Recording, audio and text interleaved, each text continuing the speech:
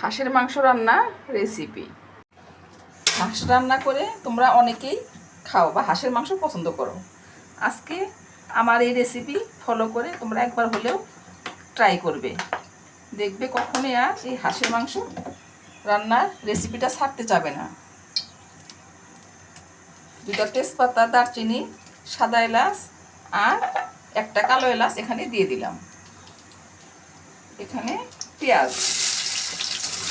পেঁয়াজের পরিমাণটা অবশ্যই একটু বেশি দিতে হবে বন্ধুরা হাঁসের মাংসে। আর কাঁচামরিচ,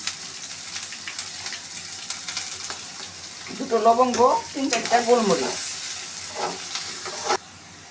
এখন এখানে আদা বাটা, রসুন বাটা, জিরা বাটা, হলুদের গুঁড়া, মরিচের গুঁড়া, ধনিয়ার গুঁড়া, সামান্য পরিমাণ মতো লবণ আর সামান্য একটু সয়াবিন তেল, অল্প একটু পেঁয়াজ কুচি দিয়ে আমি হাঁসের মাংসটা 1 ঘন্টা মেরিনেট করে রেখে দিয়েছিলাম। আমি প্রায় 20 মিনিটের মতো হাঁসের মাংস কষিয়েছি। তোমরা রান দেখলে বুঝতে পারবে কত ছোট ছোট করে আমি কেটে নিয়েছি।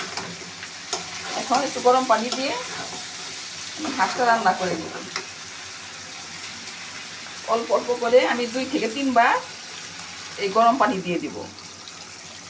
এভাবে আস্তে আস্তে গরম পানি দিয়ে দিয়ে রান্না করলে হাঁসের কালার এমনিতেই চলে আসবে। হাঁসের মাংস রান্নার প্রায় শেষের দিকে। এখন আমি কয়েকটা গোটা রসুন দিয়ে দেব। আমি 2 থেকে 3 বার অল্প অল্প করে গরম পানি দিয়ে কষিয়ে কষিয়ে মাংসটা রান্না করে নিয়েছি। আমি হাঁসের মাংস কখনোই প্রেসার কুকারে দেই না বন্ধুরা, আমার কাছে খেতে ভালো লাগে না। এইভাবে সময় নিয়ে কষিয়ে মাংসটা রান্না করলে কালারটা চলে আসে। দেখো পুরো কালারটাই চলে এসেছে। মাংস থেকে তেল ছেড়ে দিয়েছে। এখন আমি সামান্য ভাজা জিরা গুঁড়ো দিয়ে দিব। হাঁসের মাংসে কখনোই ঝোল খাওয়া যায় না বন্ধুরা। মাংসটা যখন কালার চলে আসবে, মাংসটা থেকে যখন তেল ছেড়ে দিবে, তখন মাংসটা রান্না হয়ে যাবে। দেখো তেলটা ছেড়ে দিয়েছে,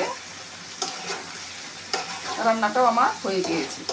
রসুনটা সবার শেষে দিয়ে দিলাম, কারণ ভাপেই রসুন সিদ্ধ হয়ে যায়। প্রথম দিকে দিলে রসুনটা গলে যাবে, থাকবে না।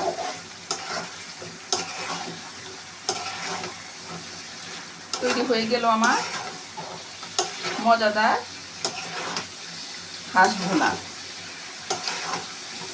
এভাবে অবশ্যই তোমরা একবার হলেও ট্রাই করবে। আল্লাহ হাফেজ।